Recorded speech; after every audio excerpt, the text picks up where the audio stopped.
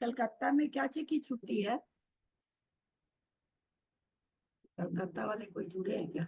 पहला बैसाख है ना उसकी। अच्छा, क्या है? बंगाली में। कलकत्ता का फाउंडेशन डे। हाँ हाँ, पहला बैसाख का होता है।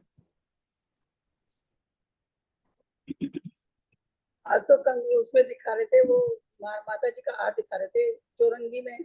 चौरंगी है ना कलकत्ता में, चौरंगी मंदिर। हाँ, हाँ, तो उसका हार दिखा रहे थे, माता जी का हार था, काफी सारी औरतें थी। 14 तारीख का हार दिखा रहे थे। कहाँ कहाँ दिखा रहे थे? इसमें दिखा रहे थे यूट्यूब पे। यूट्यूब पर? हाँ हाँ हाँ, वो वाली माता जी है जो बहुत बताती हैं, वो कान पे ऐसे हाँ रखती हैं, हाँ वो वाली हाँ माता जी हाँ। कर रहा है। काफी औरतें थी। सुयोग नंदिनी आंसू योग नंदी जी करता है। आई हुई ना, चौरंगी मंदिर में आई हुई है। प्रणाम दीदी। हमारे यहाँ भी संजय को विमर्श सागर महाराज आ रहे। 36 पीछियां मंदिर में। अच्छा, चलिए शुरू करते हैं। आज पता नहीं क्या यहाँ पर, भगवान जाने क्या हो रहा है, सुबह से ही ढोल ही बज रहा।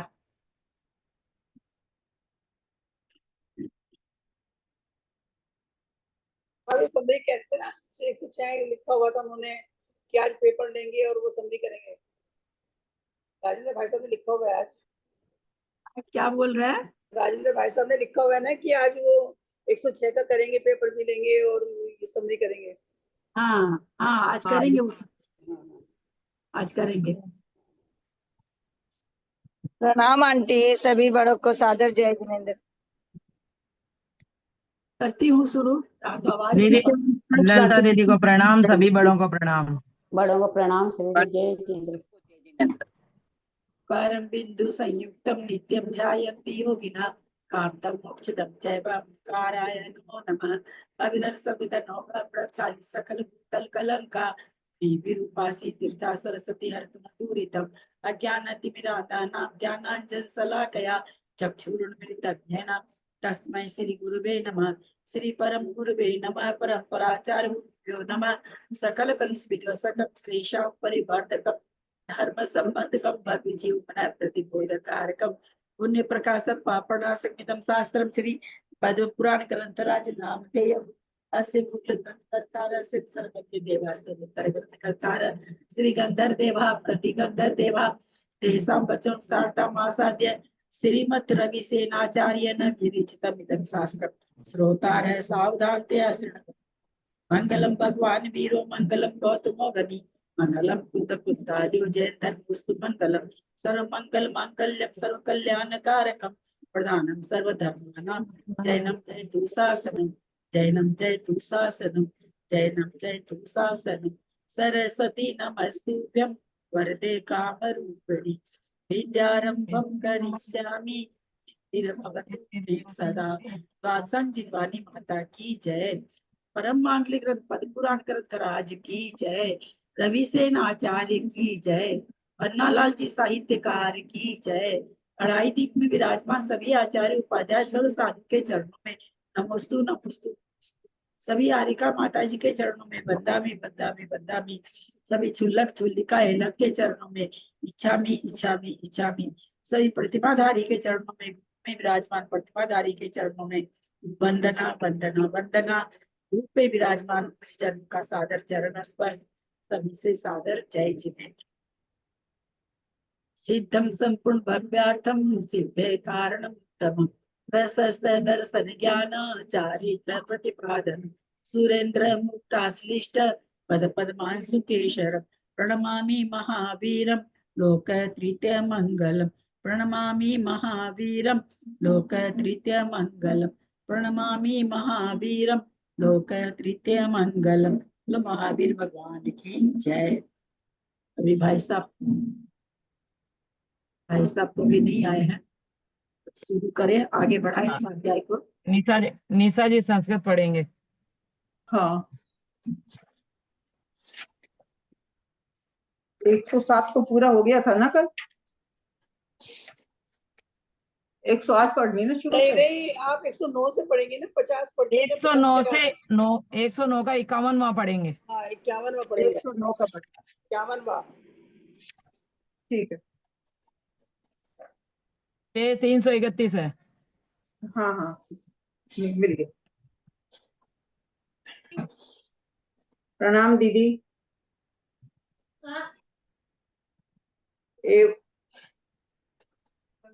एवं स्थितं सामर्षौ मुनीन्द्रस्य पुनः पुनः स्थितौ उच्च तुंच समुन्नतौ वे स्थिति पुनः पुनः सावर्धिर भगवान भवन्ता वागतो कुतः उच्च तुस्तौ न ते ज्ञातौ शालिग्राम मात् किमागतौ मुनिराह वगच्छामि शालिग्रामादुपागतौ अनादि जन्म कांतारे भ्रमंता वागतौ कुतः तौ समुच्चतुर न्योऽपि कौ वेत्ति ततो मुनिः जगाद श्रेणुतां क्षिप्रावधूना कथया मह्यम् ग्रामस्यैतस्य सीमान्ते वनस्थलया मुभौ समम् अन्योन्यान्युरतावास्तां शृङ्गालो विकृता ननौ आसीत् त्रयी च ग्राम्य विश्वासबलः ख्यात ग्रामर को नाम गतोसौ क्षेत्र मान्यदा पुनरैमिति सचिन्नत मानवस्सा भिलाषिनी त्यक्तो उपकरणम क्षेत्रे संगत उदितो गृह तावद् जन लीलाभ्याम प्लावजनो महितलम अकस्मात् दुन्नता मेघा वर्षुर्नक्तवासरम प्रशांता सप्त रात्रौ तमसी भीषणे जम्बुकौ तौ विनिष्क्रान्तौ गहनादर्दितौ क्षुधा अथोपकरणं क्लीनं कर्दमोपल संगतं तत्ताभ्यां व्यक्षितं सर्वप्राप्तौ चौदर वेदनाम् अकाम निर्जरा युक्तौ वर्ष नील समाहतौ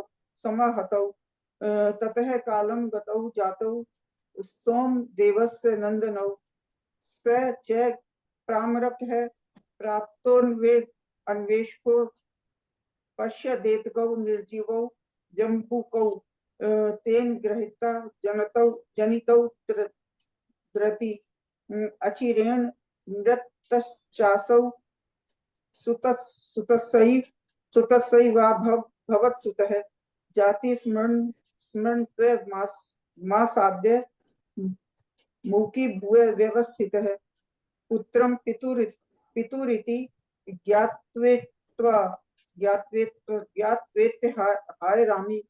ज्ञात्वेत्याहरामि कथं त्वहं सनुषां च मातौ रीत्य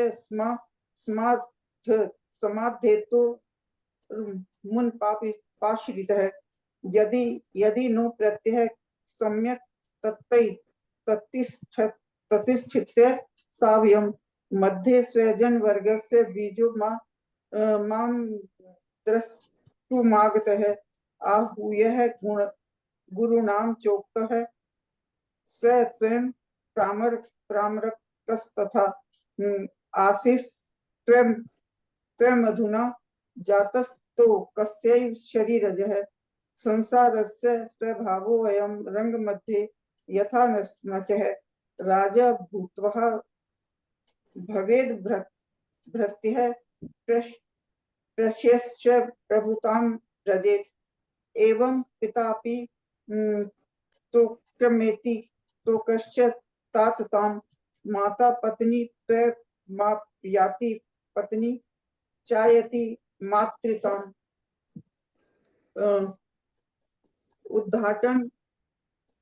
उद्घाटन घटी यंत्र सदृशे अस्मिन् भवात्मनि ऊपर यथार्थां ध्यान्ति जीवः कर्मवशः गतः इति ज्ञात्वा भवावस्थां नितान्तं वत्स निन्दिताम् अधुनः मुक्तां च कुरु वाचां क्रियां सतीम् इत्युक्तः परमं हृष्ट उत्थाय विगतवरः उद्भूत घन रोमांच प्रोत्फुल्ल नयनान्यः उवाच विस्मितश्चोश्च चैस्त्वं सर्वज्ञ पराक्रमे इह सर्वलोकस्य सकलां पश्यसि स्थितं संसार सागरे घोरे कष्टमेव निमज्जतः सखानुकंपया बोधिस्त्वया मे नाथ दर्शिता मनोगतं मम ज्ञातं भवता दिव्य बुद्धिनः इत्युक्ता जगृहे दीक्षां साक्षात् संतज्य बांधवान् तस्य प्रामर्कस्य तच्छ्रुत्वो पाख्या नमीदृशं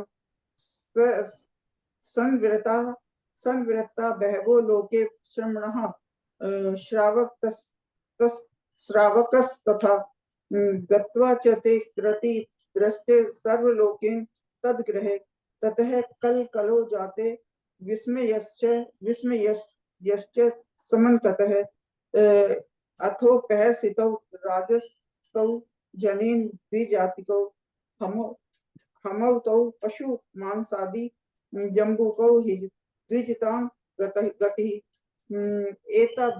एताभ्यां ब्रह्मवादे विमूढाभ्यां सुखार्थिनी प्रजेयं मूषिता सर्वः शक्ताभ्यां पशुहिंसने भमी तपोधना शुद्धः श्रमणा ब्राह्मणाधिकः ब्राह्मण इति विख्याता हिंसा मुक्तिव्रत श्रुतः महाव्रता शिखाटोपा शांति यज्ञोपवीतिनः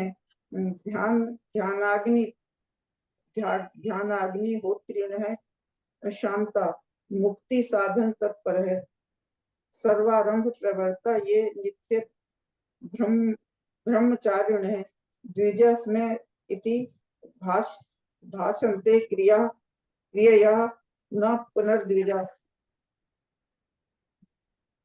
यथा केचिन्नर लोके सिंह देवाग्नि नाम कहा तथा भी स्थिरतेर भ्रष्टा ब्राह्मण नाम धार कहा अमी सुश्रमणा धन्या ब्राह्मणा परमार्थत है ऋषि है संयता धीरा शांता दांता जितेंद्रिय भदंता त्यक्त संदेहा भगवंतः स तापसः मुनियो यतियो वीर लोकोत्तर गुणस्थितः परिव्रजन्ति ते मुक्तिं मव हेतौ परिग्रहे ते परिविराजकः गेया निर्ग्रंथा एवं निस्तंभा सवेरे क्या काम किया? देखिए तो फोन आया था मेरे को। क्यों आगे क्या भाई साहब नहीं आए बोले क्या बात मतलब जेटी भाई साहब म्यूट हो जाइए। कल कुछ काम सिर्फ वो सोनी जी को पेंडल के बारे में बताना है। जेटी भाई साहब म्यूट हो जाइए। क्षमा विनता शृण्वन्ति च यदा पापं क्षपणास्तेन कीर्तितः यमिनो वीतरागाश्च निर्मुक्तांगा निरंबरः जिनका म्यूट खुला हुआ है 2-3 जन का म्यूट खुला हुआ है म्यूट हो जाइए प्लीज। योगिनो ध्यानिनो अरविंद नेताजी जेटी भाई साहब ध्यानिनो निष्परः बुधा निर्वाणं साधयन्तीति साधवः पराकीर्तितः आचार्य यत् सदाचारं चरन्त्याचार्यन्ति च अनागारा गुणोपेतः भिक्षवे शुद्ध भिक्षया श्रमणः सित कर्माण परम श्रम वर्तिनः इति साधु स्तुतिं श्रुत्वा च तथा निदानमात्मनः रहा स्थितो विलक्षोच्च विमानौ विगत प्रभौ गते च सवितर्यस्यं सर्वितर्यस्तं प्रकाशनसु दुःखितौ अन्विष्यन्तु गतौ स्थानं यत्रासौ भगवान् स्थिता निसंग मुत्सृज्य कांताति ग्रहे करंकै संकटे अत्यंतम विचित्र चिति काचिते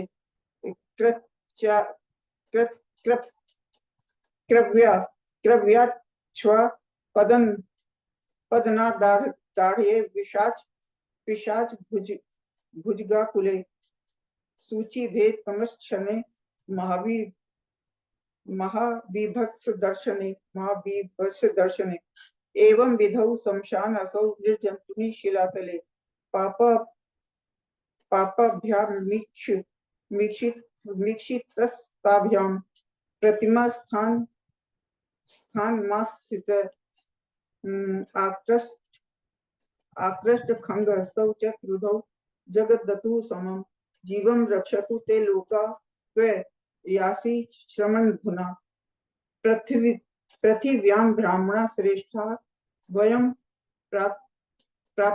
प्रात्यक्ष देवतः निर्लजस्त्वं महादेवो जम्बुका इति भाष्यसे ततौ अन्यत् प्रचंडौ तौ दुष्टौ लोचनौ जालमौ कृपा विनिर्मुक्तौ सुचक्षेण निरीक्षतौ सुमनाश्चिन्ते यामासे पश्य निर्दोष मीदृशं हन्तुमभ्युद्यतौ साधुं मुक्तां ध्यान तत्परं ततः संस्थानमस्त्यातौ च गिरतांसि यक्षेण च तद्गिरिं स्तंभितौ निश्चलौ स्थितौ। हो गए सो। आगे हिंदी राजमती भाभी है क्या?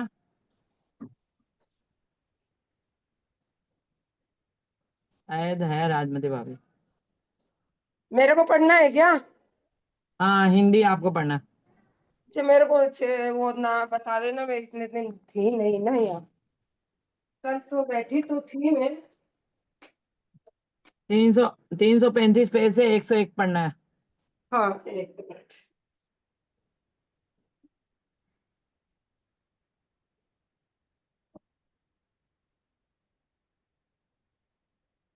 वो पहरा पूरा हो गया था जो तदनंतर से पढ़। हाँ 101 हो गया, पैराग्राफ पूरा हो गया, तो 102 से पढ़ेंगे।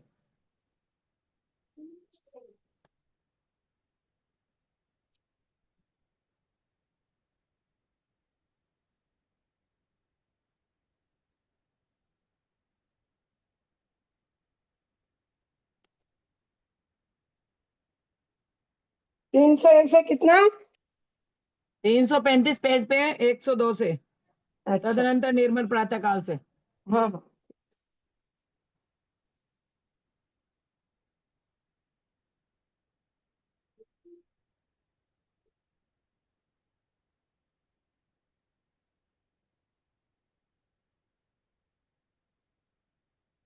ठीक है तीसरा ना? पैराग्राफ है भाभी, तीसरा पैराग्राफ। हाँ हाँ क्या हुआ, चला कैसे गया? एक मिनट भाभी। टाइम बहुत खराब हो गया। आप दिख रहे हैं, आपकी आवाज भी आ रही है। अरे वो क्या पता हाँ वो क्या हुआ है। निकाल रहे हैं, वापस वो पढ़ रहे हैं, शास्त्रा जी निकाल रहे हैं।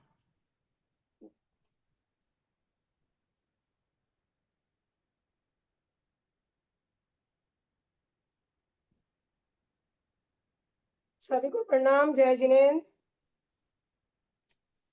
तदनंतर निर्मल प्राप्त काल के समय सूर्योदय होने पर वे मुनिराज योग समाप्त कर एकांत स्थान से निकल बाहर मैदान में बैठे।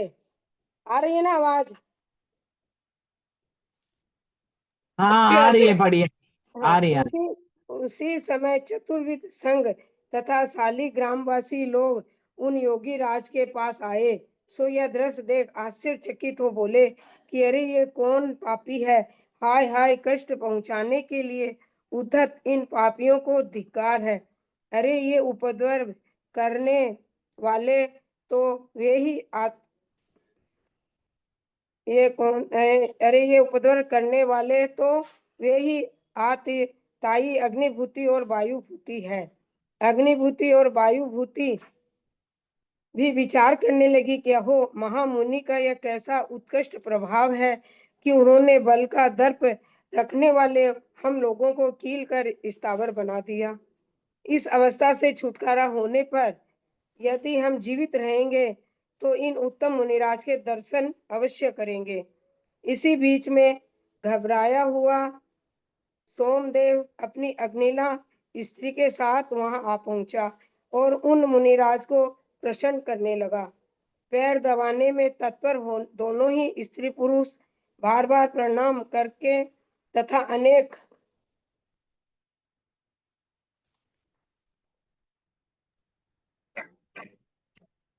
मीठे वचन कहकर उनकी सेवा करने लगे। उन्होंने कहा कि हे देव, ये मेरे दुष्ट पुत्र शायद जीवित भाई रहे। साहब आ गए। आ गए क्या? अच्छा, ये इतना पूरा बोल लूं। क्रोध छोड़िए हे नाथ, हम सब भाई बांधवों सहित आपके आज्ञाकारी हैं। छोड़ दूं? आ गए क्या भैया भाई साहब? हाँ कर लीजिए वाला पूरा कर लीजिए। ठीक है। जय जिनेन्द्र, तमें जय बंद जी कर से रही हूँ। बिल्कुल। हाँ, ये पैराग्राफ पढ़ लीजिए। ये भैया पैराग्राफ जी हो को गया, जय जिनेन्द्र। हो गया भैया जी। अच्छा हो गया क्या? अच्छा अच्छा। हाँ ठीक है। 109 तक हो गया, कल से पढ़ लेंगे फिर। अच्छा, जय बोलो महावीर भगवान की जय। आदरणीय अंजना दीदी को सादर वंदना, आदरणीय ललिता दीदी को प्रणाम, सभी श्रोताओं को जय जिनेन्द्र। विलंब के लिए क्षमा चाहता हूँ। आज बंगला नव वर्ष था, आज है बंगाल का नव वर्ष आज मनाया जाता है, तो काफी रास्ता जाम था, तो आने में मुझे देर हो गई। तो ऑफिस की छुट्टी नहीं थी क्या आज? हाँ आज बहुत जाम दीदी, मतलब कि सब लोग जैसे रास्ते पर निकल पड़े हैं ऐसा। बोलते ना आज बंगाल तो बंद है, छुट्टी है नहीं, आज तो। बाजार में खरीदारी वगैरह करते हैं ना आज के दिन सब। अच्छा। हाँ हाँ। तो शुरू करते हैं 107वां पर्व की आज रिवीजन करेंगे कि भाव भ्रमण से जो महादुख का वर्णन सुना, इसके पहले हम लोगों ने पढ़ा था कि केवली भगवान ने जो संसार के दुखों का वर्णन किया था, तो उसे सुनकर कृतांत वक्त सेनापति दीक्षा लेने के लिए उत्सुक हो उठा। और वही कृतांत वक्त सेनापति जिसने सीता को जंगल में छोड़ आए थे जो, और शत्रुघ्न के साथ भी सेना का जिन्होंने नेतृत्व किया था मथुरा जाते समय, तो उन्होंने दीक्षा लेने का निश्चय कर लिया है। और वे राम से कहते हैं कि मिथ्या मार्ग में भटक जाने के कारण मैं इस अनादि संसार में खेद खिन्न हो रहा हूँ। इस प्रकार का उनके भाव हो रहे हैं कि मैं संसार में भटकने के कारण अनादि संसार में खेद खिन्न हो रहा हूँ और अब मुनि पद धारण करने की इच्छा करता हूँ। ऐसा निवेदन उन्होंने अपने स्वामी राम से किया, अर्थात राम से अनुमति मांगी कि वे मुनि बन सके, राम की जो संपत्ति का भार है उससे मुक्त करें उन्हें। तो राम कहते हैं कि उत्तम स्नेह छोड़कर इस दुर्धर चर्या प्रकार धारण करोगे। यह जो मुनि बनना कोई हंसी खेल तो है नहीं, जैसे हम लोग सुनते हैं कि मुनि व्रत का पालन करना तलवार की धार पर चलने के बराबर है। तो ऐसा इस दुर्धर चर्या को तुम किस प्रकार धारण करोगे कि मुनि बनने से तो शीत उष्ण आदि के तीव्र परिसर सहने होते हैं, और महाकंटकों के समान दुर्जन मनुष्य भी हर कुछ अपमानजनक शब्द जिन्हें ज्ञान नहीं होता है, ऐसे ज्ञानी पुरुष जो दुर्जन होते हैं वे मुनियों के लिए अपमानजनक वचन कहते हैं जिसे सहन करना पड़ता है। तो ऐसे मनुष्यों के वचन तुम किस प्रकार सहोगे? जिसने कभी क्लेश का संपर्क जाना नहीं तथा जो कमल के मध्य भाग के समान कोमल है, ऐसा कहा उस सेनापति के लिए कि आप कमल के मध्य भाग, कमल तो ऐसे ही कोमल है और उसका मध्य भाग और भी विशेष कोमल होता है, तो जो कमल के मध्य भाग के समान कोमल है, ऐसे तुम अर्थात कृतांत वक्त हिंसक जंतुओं से भरे हुए वन में पृथ्वी तल पर रात्रि किस प्रकार बिताओगे? तुम्हें तो वहां पर रात्रि में जंगल में सोना होगा, पृथ्वी पर सोना होगा। इस प्रकार के परिसर कैसे सहन कर पाओगे कि लोग नाना प्रकार के दुवचन कहेंगे, उनको भी समता भाव से सहन करना होगा। मन में किसी प्रकार का खेद खिन्न भी नहीं होना चाहिए।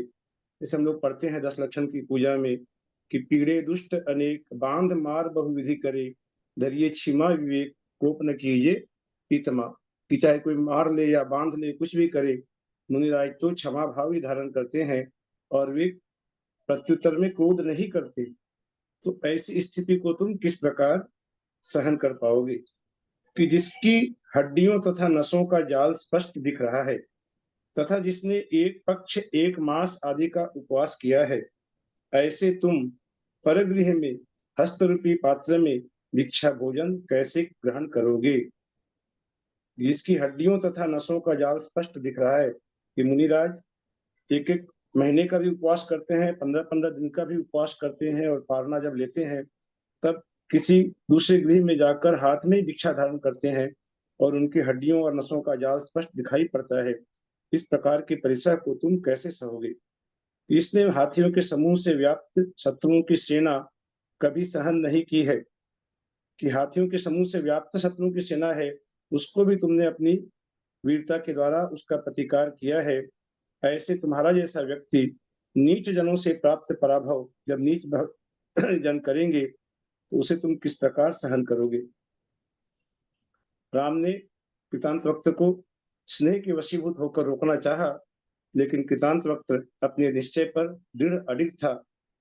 उसने भी नाले पर दहला रखते हुए कहा, बहुत सुंदर उत्तर दिया कि जो आपके स्नेह रूपी रसायन को छोड़ने के लिए समर्थ है, उसके लिए अन्य क्या असह्य है कि आपके स्नेह का बंधन इतने चिरकाल तक मेरे साथ रहा और हम दोनों में आपस में इतनी प्रीति रही, उसे जब मैं छोड़ सकता हूं तो बाकी अन्य कुछ भी छोड़ना मेरे लिए अब क्या खास बात है, विशेष बात कुछ नहीं है। तो जब मृत्यु रूपी वज्र के द्वारा शरीर रूपी स्तंभ नहीं गिरा दिया जाता है, कि जब मृत्यु आएगी तो यह वज्र के द्वारा, मृत्यु रूपी वज्र के द्वारा शरीर रूपी जो स्तंभ है, जो खड़ा है भी, वह गिर जाता है। जब तक ऐसी स्थिति नहीं हो जाती तब तक मैं दुख से अंधे इस संसार रूपी संकट से बाहर निकलना चाहता हूँ। ऐसा उन्होंने कहा, अपनी छटपटाहट को व्यक्त किया कि मैं इस संसार में अब नहीं रहना चाहता हूँ। कि अग्नि की ज्वालाओं से प्रज्वलित घर से निकलते हुए मनुष्यों को जिस प्रकार दयालु मनुष्य रोक कर उसी घर में नहीं रखते हैं, कि अग्नि से धू धू कर जल रहा है घर, तो उसे दयालु मनुष्य क्या कहते हैं कि जल्दी बाहर निकल आओ, जल्दी बाहर निकल आओ, बहुत ही खतरा है। तो इसी प्रकार का खतरा मेरे लिए है कि मेरा यह संसार रूपी वन धू धू कर जल रहा है और आप बड़े ही दयालु हैं, तो आप मुझे इस संसार में रोकने की कोशिश न करें। उसी प्रकार जिस प्रकार अग्नि की ज्वालाओं से जलते हुए घर से निकलते हुए मनुष्य को कोई भी मनुष्य भी जरा भी दया भाव है तो उसे रोकने की कोशिश नहीं करता, जब तक कि अभी नहीं तो बहुत समय बाद भी आप जैसे महान पुरुषों के साथ वियोग होगा ही। ऐसा तो नहीं है कि अनंत काल तक ही आपके साथ मेरा संयोग रहेगा, कभी न कभी वियोग होगा ही। तब संसार को बुरा समझने वाला कौन पुरुष आत्मा के हित को नहीं समझेगा? यदि वह संसार को बुरा समझता है वह पुरुष, तो वह अपने आत्मा के हित को ही समझने की कोशिश करेगा। यह ठीक है कि आपके वियोग से होने वाला दुख अवश्य ही अत्यंत असह्य है, इसे सहन करना बहुत कठिन है। फिर भी ऐसा दुख पुनः प्राप्त न हो, इसलिए मेरी यह बुद्धि उत्पन्न हुई है कि ऐसा दुख पुनः प्राप्त न हो। कभी न कभी तो दुख होने वाला ही है, तो फिर मेरी यह बुद्धि हुई है कि मैं इस संसार से मुक्त होने का प्रयास करूं। राम ने समझ लिया कि कृतांत वक्त रुकने वाला नहीं है। राम बड़े ही भावुक हो उठे और बड़ी कठिनाई से उन्होंने आंसुओं को रोक कर कहा कि मेरे समान लक्ष्मी को छोड़कर जो तुम उत्तम व्रत धारण करने के लिए उन्मुख हुए हो, अतः तुम धन्य हो। पहली बार तो उसे रोकना चाहा, लेकिन जब देख लिया कि यह रुकने वाला नहीं है, तो अब राम उसकी बुरी बुरी प्रशंसा करने लगे, उसे धन्य धन्य कहने लगे कि इस जन्म से यदि तुम निर्वाण को प्राप्त न हो सको और देव हो, तो संकट में पड़ा हुआ मैं तुम्हारे लिए संबोधन करने के योग्य हूँ। क्योंकि वह चौथे काल का समय था। मुनिराज अपनी तपस्या से निर्वाण भी प्राप्त कर सकते थे, यदि बहुत कठोर तपस्या वैसा ही उनका यदि नियोग होता है तो वे निर्वाण को भी प्राप्त कर लेते। पंचम काल होने से अभी तो कोई मुनिराज निर्वाण प्राप्त नहीं कर सकते, लेकिन वहां चौथा काल था। इसलिए राम कहते हैं यदि तुम निर्वाण को प्राप्त हो जाओ तो कोई बात नहीं है, और यदि निर्वाण प्राप्त नहीं कर सको तो तुम देवगति में जाओगे, और देवगति में तुम जाओगे तो अपने इस मित्र को मत भूलना। यदि मैं कभी संकट में पड़ा हुआ हूं तो तुम आकर मुझे संबोधन करना। हे भद्र, यदि मेरे द्वारा किया हुआ एक भी उपकार तुम मानते हो तो इस बात को भूलना नहीं कि तुम्हें मुझे संबोधन देना है, ऐसी प्रतिज्ञा करो। राम ने उसे इस प्रकार से वचन से बांध लिया कि तुम देव होगे तो मुझे जब भी मैं विपत्ति में होऊंगा तो तुम मुझे संबोधन करने के लिए इस पृथ्वी पर आना। और वैसा ही हुआ। जब राम लक्ष्मण को लेकर, लक्ष्मण के मृत शरीर को लेकर 6 माह तक उसे नहलाते थे, खिलाते थे, पिलाते थे, वो मानने के लिए तैयार नहीं थे, राम जैसा व्यक्ति भी, कि लक्ष्मण की मृत्यु हो चुकी है, उसका जीव अभी संसार में नहीं है, इस शरीर में नहीं है। उस मानने के लिए वे तैयार नहीं थे। और 6 महीने होने को थे उस समय इस कृतांत वक्त जो देव हो गया था स्वर्ग में, और राम का और एक मित्र जटायु पक्षी, जिसे उन्होंने नमोकार मंत्र सुनाया था मरणासन अवस्था में, वे दोनों देव आकर के उन्होंने बहुत ही सुंदर युक्ति के द्वारा राम के इस मोह को दूर किया। और जैसा राम ने कहा कि जब मैं विपत्ति में हूँ, तो राम का विपत्ति का ही समय था कि 6 महीना भी यदि बीत जाते तो फिर अनंतानुबंधी कसाय का उदय हो जाता। उन्होंने आकर उन्हें बचा लिया। राम अपने स्वभाव में स्थित हुए और उन्हें वैराग्य की प्राप्ति हुई।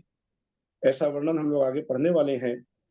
तो सेनापति ने कहा अरे कि कैसे जैसी चीज घटे, राम तो छाई सम्यक दृष्टि थे, हाँ राम तो छाई सम्यक दृष्टि थे।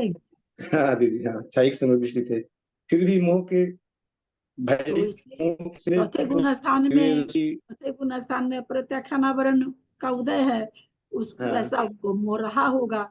अनंतानुबंधी तो उसको आई नहीं, उनको आ ही नहीं सकती ना उदय में, क्योंकि छाई हाँ, लेकिन वो सम्यक। 6 महीने के पहले पहले वे देव आ गए थे ना, वो हाँ आज तो तो नहीं सकती थी, वो तो आप ठीक कर रहे हैं। हाँ, वो सारा वैसा हाँ, मिलान किया गया, वो तो तो वो छायोपशमिक तो थे उनको नहीं। भी अवधि ज्ञान हुआ जब 6 महीने होने में उसी समय बचा था, उस समय उनको अवधि ज्ञान से ये ज्ञात हुआ। उसके पहले हाँ तो उनको मालूम ही नहीं वही, चला कि हाँ वही कह राम रहे की हैं ऐसी कि स्थिति बस है। ये हाँ, सारा चीज मिलान एक साथ होता है। अच्छा, हम्म, जहाँ तक बात है ऐसा कि ही होता है। लक्ष्मण को नहलाने का धुलाने का, तो चलो ठीक है, नहलाते होंगे धुलाते होंगे, पर जहाँ तक हम्म, खिलाने की बात है वो कैसे संभव है।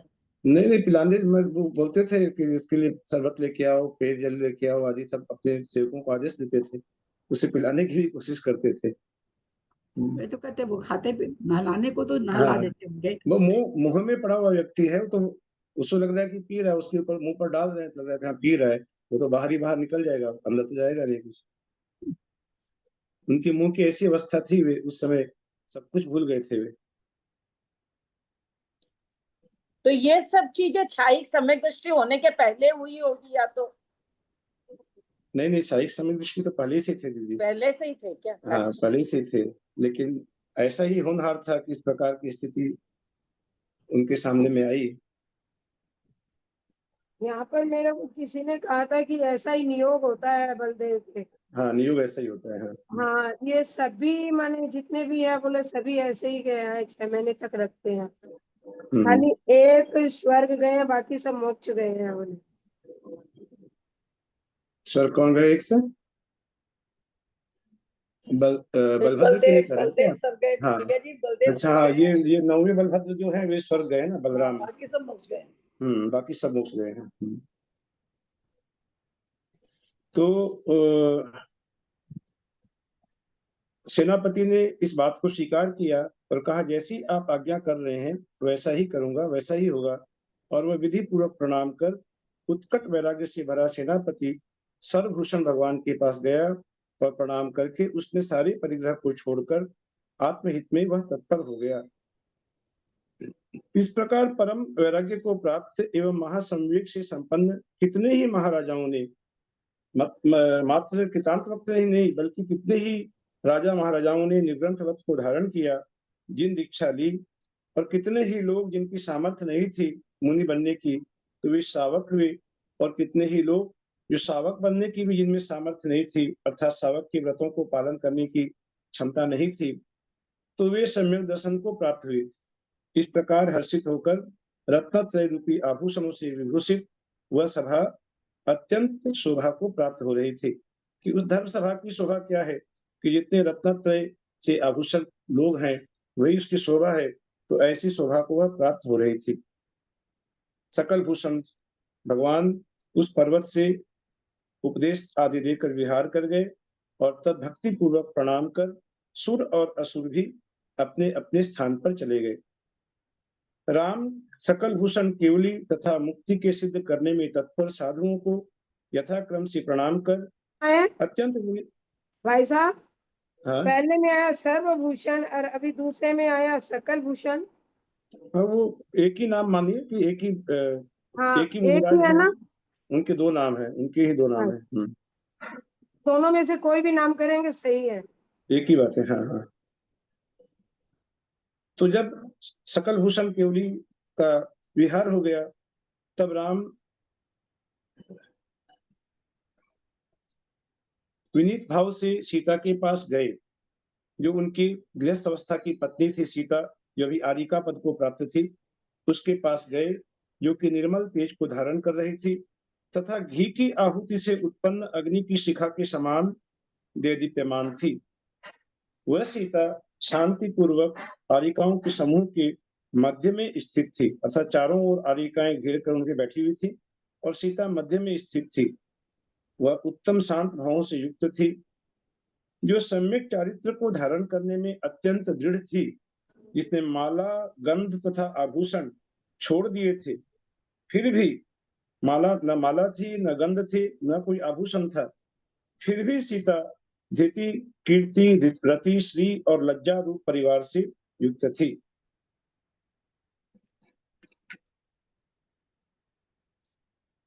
जो महाविराग से ऐसी जान पड़ती थी, कुमुदों के समूह को विकसित करने वाली कार्तिकी पूर्णिमा की चांदनी के समान सीता विदित होती थी। कार्तिक महीने की पूर्णिमा, जो कि विशेष पूर्णिमा ही होता है, कार्तिक पूर्णिमा का दिन, ऐसे समय में जब पूर्णिमा के चांद को देखकर कुमुद खिल जाते हैं, कुमुदों के समूह को विकसित करने वाली वैसी सीता जान पड़ती थी।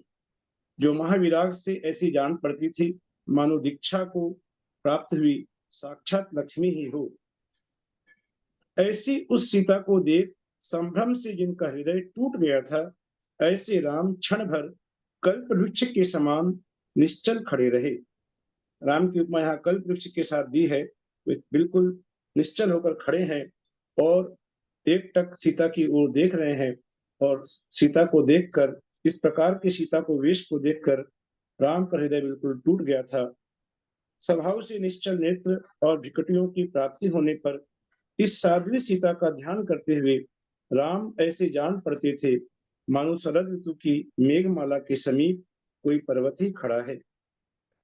सीता को देखकर राम मन ही मन विचार कर रहे थे कि यह मेरी भुजाओं रूपी पिंजरे के भीतर विद्यमान उत्तम सेना है, या फिर मेरे नेत्र रूपी कुमुदनी के लिए स्वभावतः चंद्रमा की कला है।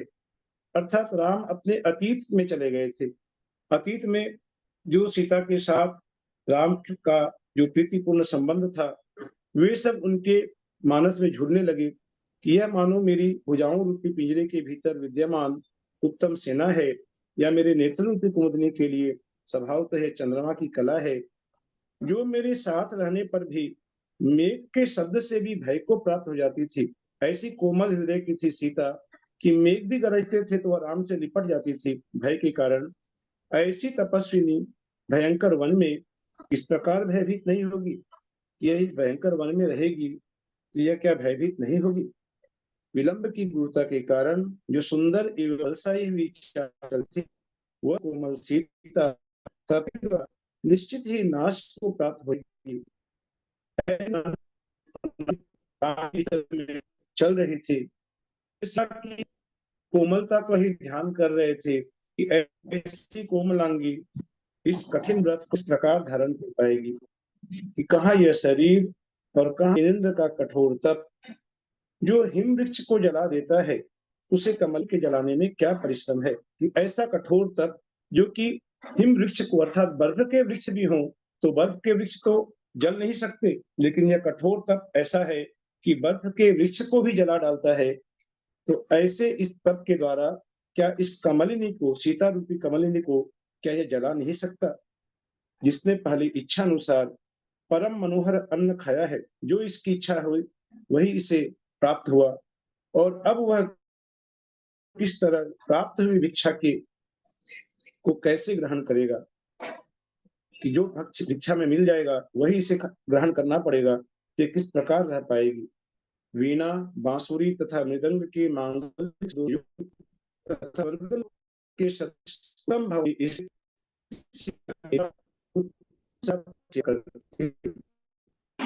सीता जो सीता का ये आपकी आवाज कट रही है, आपकी आवाज कट रही है।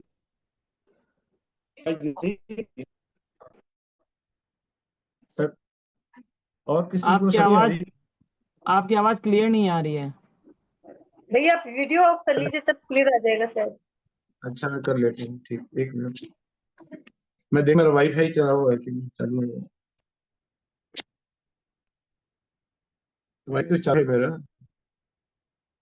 ठीक है। अभी वापस ठीक आ रही है। अभी आ रही है, ठीक है। अच्छा हाँ फिर भी वीडियो ऑफ कर लेता हूँ।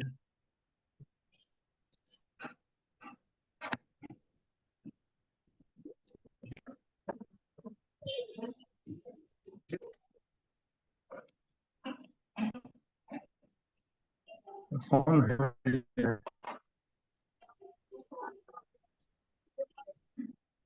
ठीक है, वीडियो ऑफ नहीं हो पा रहा है ऐसे। अभी आवाज आ रही है क्या? अब ठीक है, अभी आवाज ठीक आ रही है आपकी।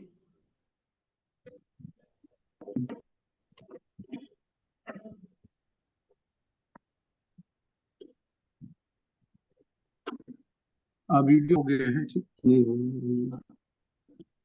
हाँ ठीक है भैया, अब नहीं आ रहा है वीडियो। ठीक है। तो इस प्रकार के दुष्टाव से राम बहुत हो रहे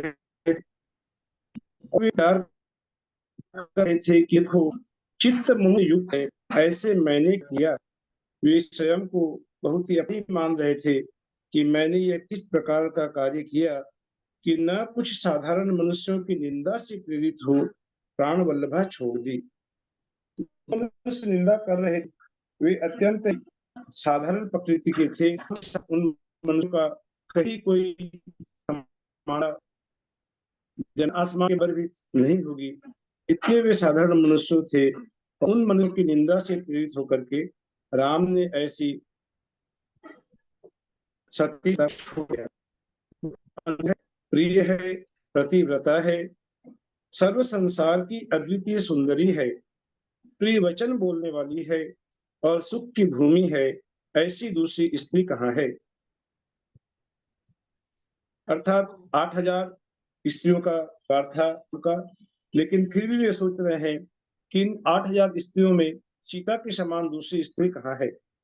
इस तरह चिंता के भार से जिनका चित्त व्याप्त था, जो अत्यंत दुखी हो रहे थे तथा जिनकी आत्मा कांप रही थी, ऐसे राम चंचल कमलाकर के समान हो गए।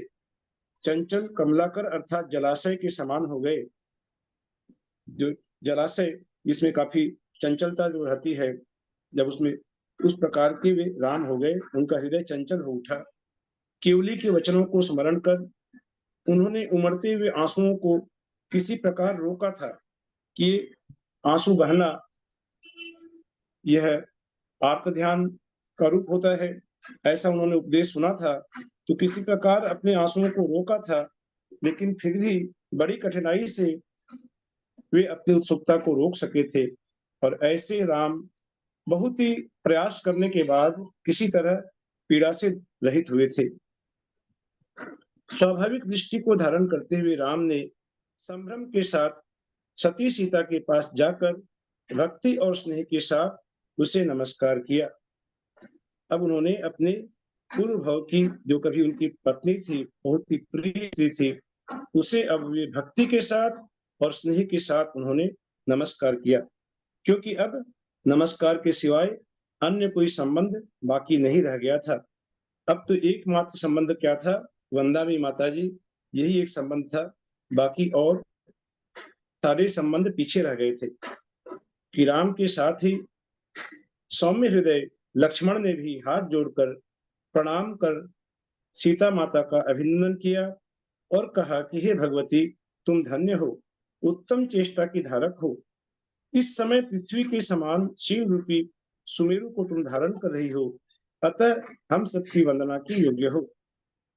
जिसके द्वारा तुम संसार समुद्र को चुपचाप पार करोगी, वह श्रेष्ठ जिन वचन रूपी अमृत सर्वप्रथम तुमने ही प्राप्त किया है। हम चाहते हैं कि सुंदर चित्त की धारक अन्य पतिव्रता स्त्रियों के भी दोनों लोकों में प्रशंसनीय यही गति हो। दोनों लोकों में अर्थात इस लोक में और परलोक में जितनी भी पतिव्रता स्त्रियां हैं, तुम्हारे समान ही उनकी भी इसी प्रकार की गति हो। इस प्रकार के वियोग को, इस प्रकार के क्रिया योग को प्राप्त करने वाली एवं उत्तम चित्त की धारक तुमने अपनी आत्मा दोनों कुल तथा लोक सब कुछ वश में किया है। दोनों कुल तथा लोक, दोनों कुल अर्थात पिता का और पति का, दोनों का कुल तुमने वश में किया है, पूरे लोक को वश में किया है। ये कौन बोल रहा है, राम या लक्ष्मण? लक्ष्मण बोल रहे हैं। राम ने तो खाली भक्ति पूर्वक हाथ जोड़े और कुछ नहीं कहा, और सीता लक्ष्मण ये सब कह रहे हैं।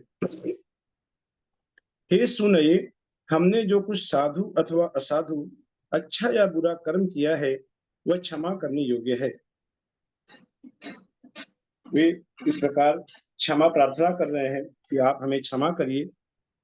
हमने जो कुछ भी जाने अनजाने में जो अच्छा या गलत जो भी काम किया है, वह क्षमा करने के योग्य है, क्योंकि संसार दशा में आसक्त मनुष्यों से भूल पद पद पर होती है। ये बहुत ही सुंदर बात लक्ष्मण ने कही। क्या कही? फिर से पढ़ रहा हूं कि संसार दशा में आसक्त मनुष्यों से भूल पद पद पर होती है। कि जो संसार दशा में आसक्त हैं, उनसे ही भूल ज्यादा होती है। जो जितना ज्यादा आसक्त है, वह उतनी ज्यादा भूल करता है। और जो सार शरीर और भोगों से जो उदासीन है, भले वह घर में भी रहे, यदि वह उदासीन है तो उससे भूल बहुत कम होती है। तो लक्ष्मण अपने स्वयं के लिए कह रहे हैं कि संसार दशा में आसक्त हमारे जैसे मनुष्यों से भूल पद पद पर होती है। हे शांति, हे मनस्विनी, इस तरह जिन शासन में आसक्त रहने वाली, तुमने मेरे विषाद युक्त चित्त को भी अत्यंत आनंदित कर दिया है। कि एक तरफ तो विषाद है और दूसरी तरफ आनंद है। विषाद है कि जिस माँ के समान जिस भाभी का वह इतना आदर सम्मान करते थे लक्ष्मण, वह आज उनके पास नहीं है, इस बात का विषाद है। और उनके तप को देख करके, उनकी सौम्यता को देखकर चित्त आनंदित भी हो रहा है। इस प्रकार सीता की प्रशंसा कर प्रसन्न चित्त की तरह राम तथा लक्ष्मण लवण और अंकुश को आगे कर नगरी की ओर चले। कि सीता की उन्होंने विनय की, विनय के अलावा और कुछ करने के लिए उनके पास था नहीं। अब सीता वापस आने वाली थी नहीं, तो विनय करके वे लवण और अंकुश को आगे करके नगरी की ओर चले। परम हर्ष को प्राप्त हुए विद्याधर राजा विस्मय से कंपित होते हुए बड़े वैभव से आगे आगे जा रहे थे। राम को प्रवेश करते देख महल के शिखरों पर आरूढ़ स्त्रियां, उनमें बहुत ही कोलाहल मच गया कि जब राम नगर में प्रवेश कर रहे हैं और वे आपस में वार्तालाप कर रही थी।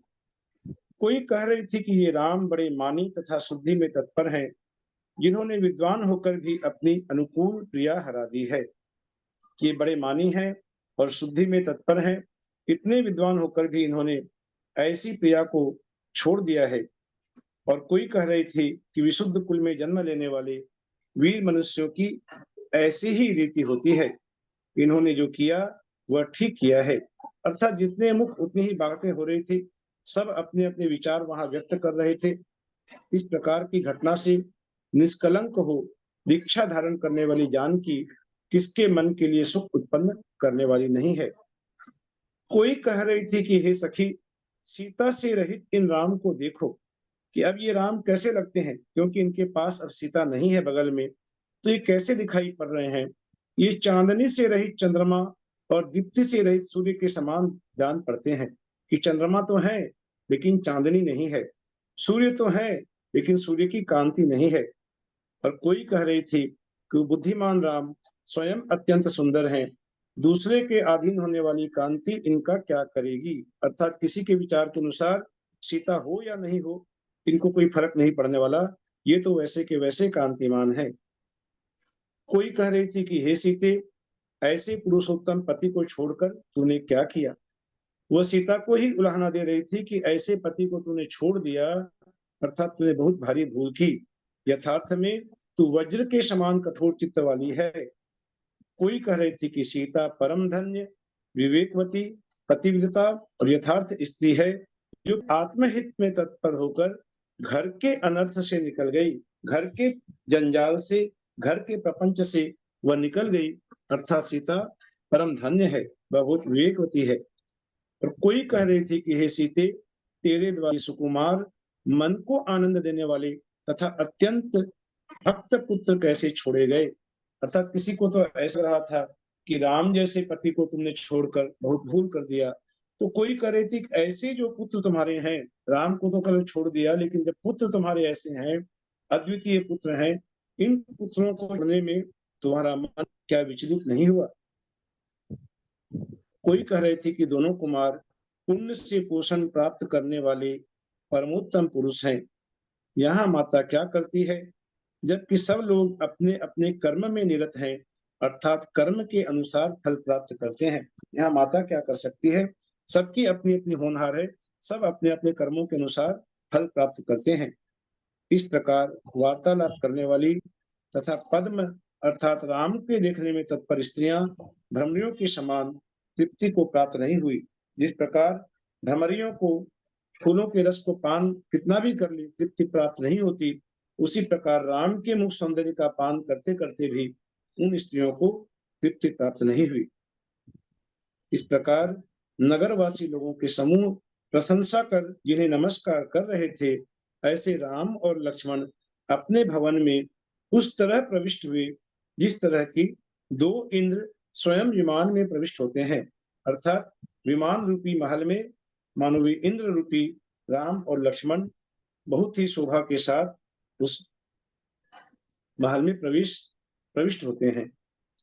गौतम स्वामी कहते हैं कि जो मनुष्य राम के इस चरित्र को निरंतर जानता है, अच्छी तरह इसका अध्ययन करता है कि बहुत इसमें सूक्ष्म बातें हैं जो कि हमें पढ़ने में कुछ लगती हैं और उसके भीतर के भाव कुछ और हैं जिन्हें समझने की बहुत जरूरत है। तो जो उनके भावों का बारीकी से जो अध्ययन करता है, वह निष्पाप हो लक्ष्मी प्राप्त करता है तथा सूर्य से भी अधिक शोभायमान होता है। इस प्रकार यह छोटा सा लघुकाय 68 श्लोकों का यह पर्व समाप्त हुआ। जब लोग महावीर भगवान ने की जय। और इसके बाद अगला जो समरी होगी वह 108 और 109, ये दोनों भी बहुत छोटे छोटे पर्व हैं, इन दोनों से एक साथ होगा, परीक्षा इन दोनों की भी एक साथ होगी इसके आगे में। तो अपने अभी कब तक का स्वाध्याय विधि हो गया है, कहाँ तक का हो गया है? 109 हो गया क्या? 109 आवाज आ रही है? चल रहा है, 109 भी चल रहा है। 109 चल रहा है। अच्छा अच्छा अच्छा। 109 तो बड़ा है, 180 पे श्लोक का है। हाँ, 109 तो बड़ा है, 109 तो बड़ा है। 7 का इकट्ठा कर देते, 7 का और 8 का इकट्ठा कर सकते, ये छोटे थे। तो फिर आज का 109 तो 173 श्लोक का, 173 श्लोक का है। इसका मतलब आज 107 और 108 एक साथ का था क्या? हाँ 108 गलती हो गई। 107 108 एक साथ होने का था शायद आज। हाँ हाँ हाँ, तो 108 भी आज फिर लेना होगा ना। एक ही किया क्या? 108, हाँ मैंने तो 107 ही किया है, 108 की भी आज बात थी ना करने की। हाँ 108 के भी 85 है ना, 85 है ना उसके भी 51। हाँ 108 को भी ले लेते हैं थोड़ा। 107 108 एक साथ होगा फिर आज। हाँ तो थोड़ा सा समय है, 10 मिनट में कर लेते हैं, इसको भी छोटा ही है ये भी। हाँ कोई बात नहीं, हाँ करिए हाँ करिए। ठीक है। तो राजा सैनिक राम के पापा पहाड़ी चरित्र को सुनकर अपने आप को संशय युक्त मानते हुए मन में इस प्रकार विचार करने लगे। राजा सैनिक के मन में क्या विचार चल रहा है ये बता रहे हैं कि यद्यपि सीता ने दूर तक बढ़ा हुआ उस प्रकार का स्नेह बंधन तोड़ दिया है, फिर भी सुकुमार शरीर की धारक सीता महाचर्या को किस प्रकार कर सकेगी। ये मंथन चल रहा है राजा सैनिक के मन में कि गौतमी से कथा को सुन रहे हैं, वे भी सोच रहे हैं। तो देखो विधाता ने मृग के समान नेत्रों को धारण करने वाले सर्वरिद्धि और कांति से संपन्न दोनों लवणांकुश कुमारों को माता का विरह प्राप्त करा दिया। ये दोनों कुमार अभी छोटे ही हैं, ये कम अवस्था में ही है और माता का इनको विरह हो गया। तो अब पिता ही उनके शेष रह गए, वे पिता ही पिता हैं, वे ही माता हैं। सो निरंतर सुख से वृद्धि को प्राप्त हुए दोनों कुमार माँ के वियोग जन्य दुख को किस प्रकार सहन करेंगे। ऐसा विचार कर सैनिक राजा ने गौतम स्वामी से कहा कि सर्वज्ञ देव ने संसार का जो स्वरूप देखा है उसका मुझे प्रत्यय है, श्रद्धान है, इसमें किसी भी प्रकार का संशय नहीं है। केवली भगवान ने जो संसार के स्वरूप का जो वर्णन किया है उसे मुझे पूर्ण रूप से श्रद्धान है। तदनंतर इंद्रभूति गणधर सैनिक के लिए लवण और अंकुश के चरित्र को कहने लगे। उन्होंने कहा कि हे राजन, काकंदी नगरी में राजा रतिवर्धन रहता था। उसकी स्त्री का नाम सुदर्शन था और उन दोनों के प्रियंकर नामक दो पुत्र थे। प्रियंकर नामक दो पुत्र थे, नाम एक ही का दिया है यहाँ, लेकिन कह रहे प्रियंकर नामक दो पुत्र थे। राजा का सर्वगुप्त नाम का मंत्री था जो राज्य लक्ष्मी का भार धारण करने वाला था। मंत्री की स्त्री विजयावली राजा में अनुरक्त थी। राजा ने बाह्य में तो विजयावली की बात का विश्वास नहीं किया, लेकिन अंतरंग में उसका विश्वास कर लिया। तदनंतर विजयावली ने राजा के लिए उसका चिन्ह भी बतलाया। उसने कहा कि मंत्री कल सभा में आपकी कलह को बढ़ावेगा, अर्थात आपके प्रति बकझक करेगा। पर स्त्री विरत राजा ने इस बात को बुद्धि से ही पुनः ग्रहण किया।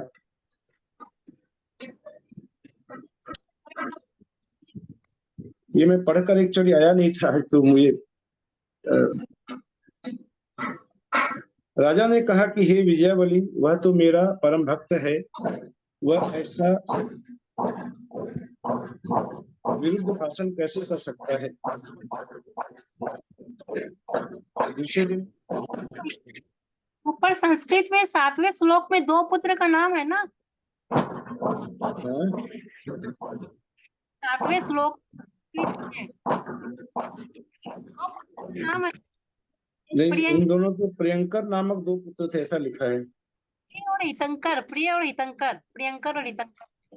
अच्छा ऐसा क्या है, प्रिय और अंकर, हितंकर, प्रियंकर हितंकर, ऐसा हो गया। प्रियंकर हितंकर। अच्छा अच्छा, मेरी किताब में प्रियंकर लिखा है, हितंकर नहीं लिखा है। संस्कृत में संस्कृत।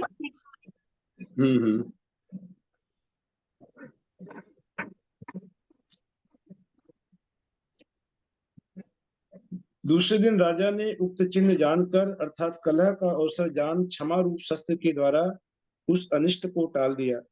यह राजा मेरे प्रति क्रोध रखता है, अपशब्द कहता है, ऐसा कहकर पापी मंत्री ने सब सामंतों को भीतर ही भीतर फोड़ दिया। किसी दिन उसने रात्रि के समय राजा के निवास गृह को बहुत भारी ईंधन से प्रज्वलित कर दिया, परंतु राजा सदा सावधान रहता था। इसलिए वह बुद्धिमान स्त्री और दोनों पुत्रों को लेकर प्राकार पुट से सुगुप्त प्रदेश में होता हुआ सुरंग के मार्ग से धीरे धीरे बाहर निकल गया। वह काशीपुरी के राजा कशिपु के पास गया। जब सर्वगुप्त मंत्री राजगद्दी पर बैठा तब उसने दूत के द्वारा संदेश भेजा कि हे कशिपु, मुझे नमस्कार करो। इसके उत्तर में कशिपु ने कहा कि वह स्वामी का घात करने वाला दुष्ट दुखपूर्ण दुर्गति को प्राप्त होगा। ऐसे दुष्ट का नाम भी नहीं लिया जाता, फिर सेवा कैसे की जावे। इस पापी को सब लोगों के देखते देखते सिर काटकर आज ही रतिवर्धन का बदला चुकाऊंगा, यह निश्चय समझो। जिस प्रकार विवेकी मनुष्य मिथ्यातम को दूर हटा देता है, उसी प्रकार उस दूत को दूर हटाकर उसकी बात काटकर वह करने योग्य कार्य में तत्पर हो गया। दूत से प्रेरित चक्रवर्ती के समान मानी सर्वगुप्त मंत्री बड़ी भारी सेना लेकर अनेक राजाओं के साथ आ पहुंचा। कशिपु ने संधि करने की इच्छा नहीं की, किंतु युद्ध करना चाहा। इसी निश्चय पर वह दृढ़ रहा आया। उसी दिन रात्रि का प्रारंभ होते ही रतिवर्धन राजा के द्वारा कशिपु के प्रति भेजा हुआ एक युवा दंड हाथ में लिए हुए वहां आया और बोला कि हे देव, आप भाग्य से बढ़ रहे हैं, क्योंकि राजा रतिवर्धन यहाँ विद्यमान है, उद्यान में स्थित हैं। इस प्रकार कहने पर अत्यंत हर्ष से युक्त कशिपु अंतःपुर के साथ अर्घ तथा पादोदक साथ ले निकला। अर्घ तथा पादोदक साथ ले निकला। पादोदक अर्थात गंधोदक होना चाहिए, मुझे लगता है पादोदक का अर्थ होगा गंधोदक हाथ साथ में लेकर निकला। युद्ध में सर्वगुप्त जीवित पकड़ा गया और राजा रतिवर्धन को राज्य की प्राप्ति हुई। जो सामंत पहले सर्वगुप्त से आ मिले थे, वे स्वामी रतिवर्धन को जीवित जानकर रण के बीच में ही सर्वगुप्त को छोड़ उनके पास आ गए। सर्वगुप्त मंत्री चांडाल के समान नगर के बाहर बसाया गया। वह मृग के समान निस्तेज हो गया। उस पापी की ओर कोई आंख उठाकर भी नहीं देखता था तथा सर्वलोक में वह निंदित हुआ। महाकांति को धारण करने वाला काशी का राजा कशिपु वाराणसी में उत्कृष्ट लक्ष्मी से ऐसी पीड़ा करता था मानो दूसरा लोकपाल ही हो। किसी समय राजा रतिवर्धन ने भोगों से विरक्त हो शुभानु नामक मुनिराज के पास जाकर जिन दीक्षा धारण कर ली। सर्वगुप्त ने निश्चय कर लिया कि यह सब भेद उसकी स्त्री विजयावली का किया हुआ है। इससे वह विद्वेष को प्राप्त हुई, अर्थात मंत्री ने अपनी स्त्री से अधिक द्वेष किया। विजयावली ने देखा कि मैं न राजा की हो सकी और न पति की रही, इसीलिए शोक युक्त हो अकाम तप तपते हुए वह राक्षसी हुई। तीव्र वैर के कारण उसने रतिवर्धन मुनि के ऊपर घोर उपसर्ग किया, परंतु वे उत्तम ध्यान में लीन होकर केवल ज्ञान रूपी राज्य को प्राप्त हुए। रतिवर्धन को केवल ज्ञान हो गया। राक्षसी ने काफी उपसर्ग किया, लेकिन मुनिराज को केवल ज्ञान हो गया।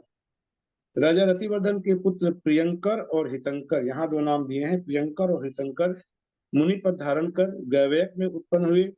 इस भव से पूर्व चतुर्थ भव में वे शामली नामक नगर में दामदेव नामक ब्राह्मण के वसुदेव और सुदेव नाम के गुणी पुत्र थे।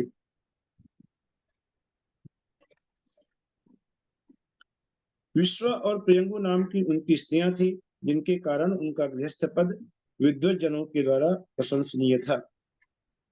शीतिलक नामक मुनिराज के लिए उत्तम भावों से दान देकर वे स्त्री सहित अर्थात वे और उनकी स्त्री दोनों उत्तर कुरु नाम की उत्तर भोग भूमि में 3 पल्ले की आयु को प्राप्त हुए। वहां साधुदान रूपी वृक्ष से उत्पन्न महाफल से प्राप्त हुए उत्तम भोग भोग कर वे ऐशान स्वर्ग में निवास को प्राप्त हुए। ऐसे दोनों देव वहां से भोग भोग कर च्युत हुए तथा पूर्वोक्त राजा रतिवर्धन के प्रियंकर और हितंकर नाम के पुत्र हुए। ये दोनों देव जिन्होंने भोग भूमि में जो गए थे मुनि को दान देने के कारण और वहां से ऐशान स्वर्ग में गए थे, ये दोनों ही प्रियंकर और हितंकर नाम के पुत्र हुए। रतिवर्धन मुनिराज शुक्ल ध्यान रूपी अग्नि के द्वारा अघातिया कर्म रूपी वन को जलाकर निर्वाण को प्राप्त हुए। जिन वीरों का वर्णन किया गया है, जिनके नाम है प्रियंकर और हितंकर, वे ग्रैवयक से ही च्युत होकर भव्य लवण और अंकुश हुए। गौतम स्वामी कहते हैं कि हे राजन, काकंदी के राजा रतिवर्धन की जो पुत्रों से अत्यंत स्नेह करने वाली सुदर्शना नाम की रानी थी, वह निदान बंध रूपी सांकल से बंद होती हुई दुख रूपी संकट में घूमती रही और नाना योनियों में स्त्री पर्याय का उपभोग कर बड़ी कठिनाई से उसे जीत कर क्रम से मनुष्य हुई। उसमें भी पुण्य से प्रेरित धार्मिक तथा विद्याओं की विधि में निपुण सिद्धार्थ नामक क्षुल्लक हुई। ये सिद्धार्थ क्षुल्लक जिन्होंने शिक्षा दीक्षा दी थी लवण और अंकुश को, ये पिछले जन्म में सुदर्शना नाम की रानी थी, जो कि विधान बंद किया और वह काफी भावों से में दुख भोगती हुई किसी प्रकार पुण्य के योग से या क्रम से मनुष्य हुई, सिद्धार्थ नाम की क्षुल्लक हुई। उनमें पुरुष नहीं होने के कारण इस क्षुल्लक ने लवण और अंकुश को विद्याओं से इस प्रकार सुशोभित किया जिससे कि वे देवों के द्वारा भी दुर्जयी हो सके। इस प्रकार संसार में प्राणी को माता पिता सदा सुलभ हैं, ऐसा जानकर विद्वानों को प्रयत्न पूर्वक ऐसा काम करना चाहिए जिससे वे शरीर संबंधी दुख से छूट जाएं। संसार वृद्धि के कारण विशाल दुखों के जनक एवं निंदित समस्त कर्म को छोड़कर हे भविजनों, जैन मत में कहा हुआ तप कर तथा सूर्य को तिरस्कृत कर मोक्ष की ओर प्रयाण करो। इस प्रकार लवण अंकुश के पूर्व भावों का वर्णन करने वाला 108वां पर्व समाप्त हुआ। तो संगवाणी माता की जय।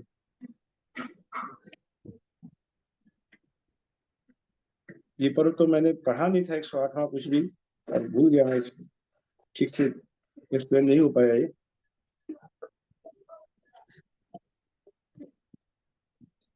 इनवाणी स्तुति करें। यदर्थमात्रा पदवाक्यहीनं मया प्रमादाद् किञ्चनोक्तं तन्मे क्षमित्वा विदधातु देवी सरस्वती केवलबोधलब्धिं। बोधि समाधि परिणाम शुद्धि स्वात्मोपलब्धि शिव सौख्य सिद्धि। चिंतामणिं चिंतित वस्तुदाने तां मन्यमानस्य ममास्तु देवी। जावाणी के ज्ञान ते सुझे लोकालोक सो वाणी मस्तक नमो सदा दीत हो दो। हे जिनवाणी भारती तो ही जपो दिन रैन जो तेरा शरणा गही। सो पावे सुख चैन देव भजो अरहंत को गुरुसी हो ग्रंथ। दया धर्म पालु सदा यही मुस्कापन। गुरुदास संगवाणी माता की जय। काय सदर गुरु।